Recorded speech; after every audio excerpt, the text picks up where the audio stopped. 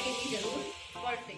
એટલે વચ્ચે બાળકોએ 7 ઠીકરી મૂકી છે અને સામેવાળી ટીમના બાળકો જે છે એ 3 વખત બોલ નાખીને એ ઠીકરીને પાવાનો પ્રયત્ન કરશે.